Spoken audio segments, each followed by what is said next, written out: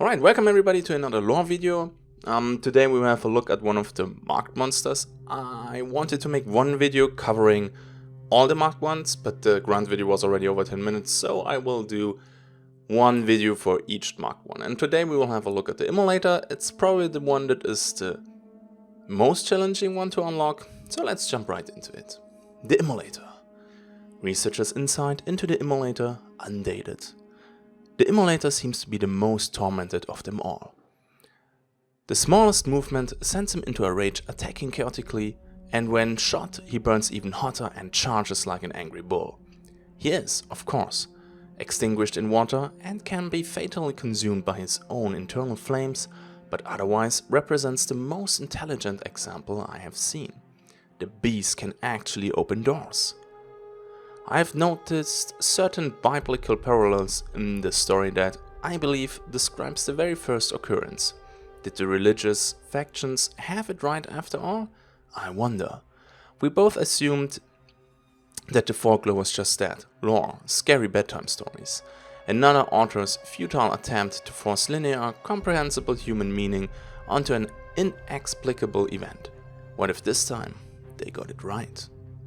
The beatings that led to Jeremy's transformation must have taken place in a volatile location, but it is unlikely that any of the perpetrators were aware of that.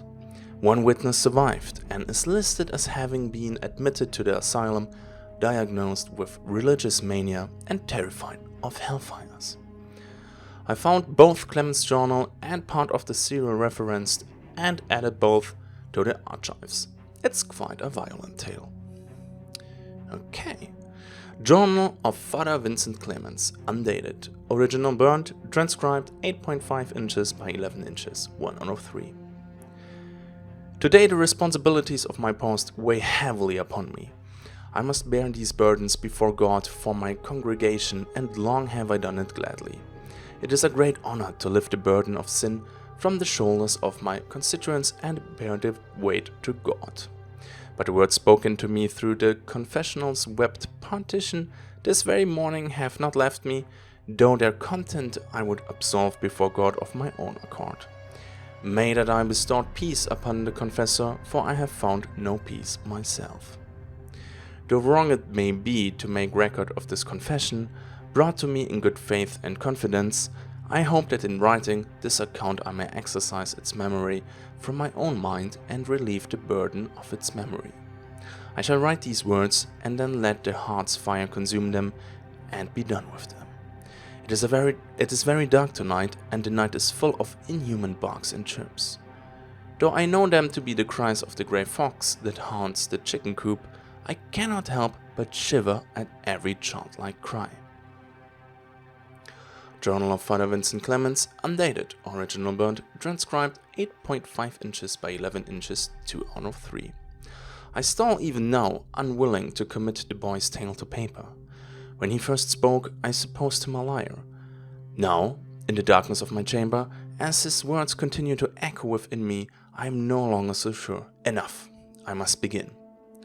It was a strange thing, he told me, and I weren't sure it were real, even as it were happening. You see, Father, my first sin is that what work I've taken on.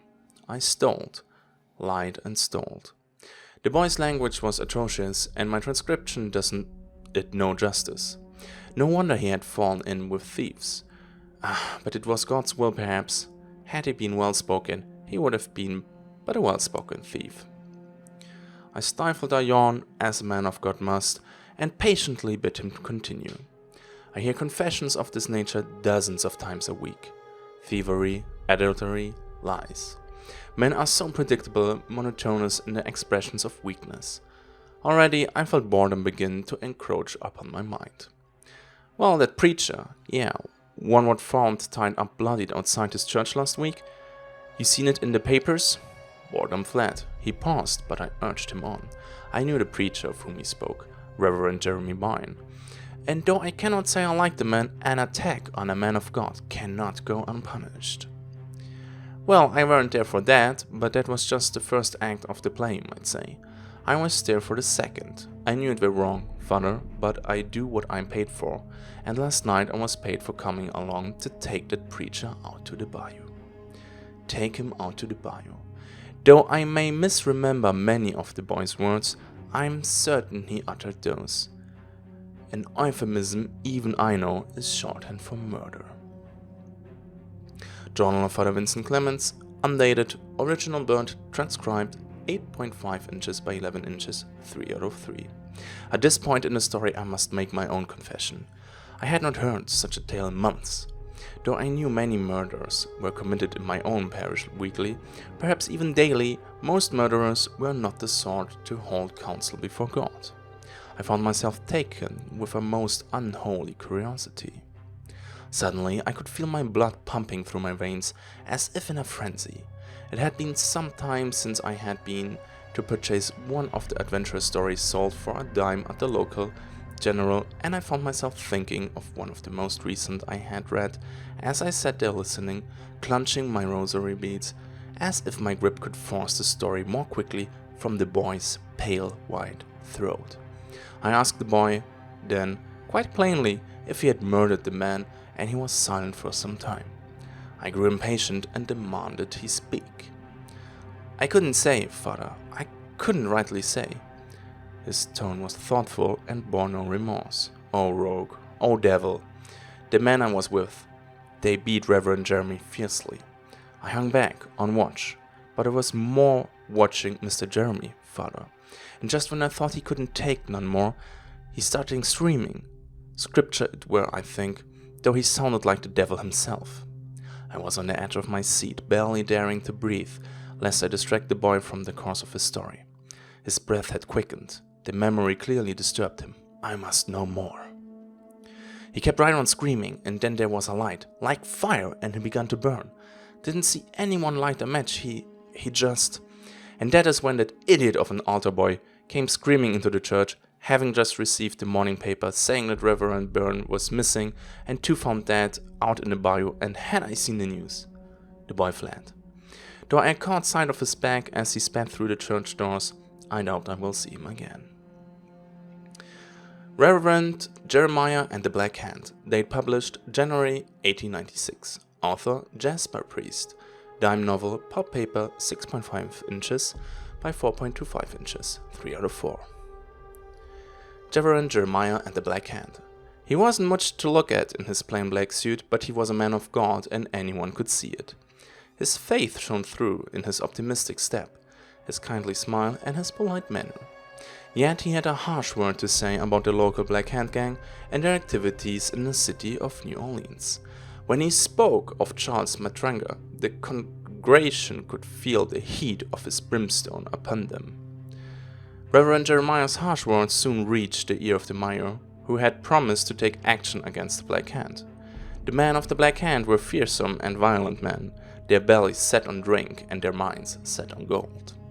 The first threat came by letter, but Jeremiah had no family to hold hostage, and the violent threats did not shake him, for he believed that God would protect him. He had the Black Hand's letter published in a newspaper, accompanied by another righteous sermon condemning the criminals and calling for their immediate arrest. So, men were sent to his home in the night, where they dosed the reverend with chloroform to keep him quiet, removed his little finger, and clove his tongue in two. But Jeremiah would not be silenced, and when his tongue was healed, he could not be stopped from taking the pulpit once again. "They have tried to make a devil of me," he hissed at his congregation from across the pages of his Bible. "But only God can make a devil, and God has not yet sent me from his light." Don't miss next week's issue, The Last Stand of Reverend Jeremiah. In this issue, Reverend Jeremiah, the great preacher turned detective and the star of your favorite adventure series, takes on organized crime in the great city of New Orleans.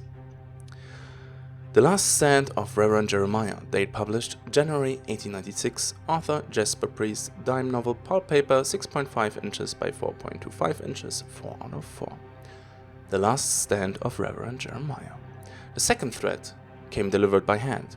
6 hands of 3 thugs who dragged Reverend Jeremiah from his bed out to the bayou in the dead of night. They wanted him to stop preaching against the family and against Black Hand. He would never stop preaching, he said. Though his split tongue slurred the words, they laughed at him and pushed him to his knees. Reverend, you have a lot more to lose than your tongue, but our boss isn't a godless man, and if you promise to stop your slander of his business, to stop your preaching altogether, he won't call us out again.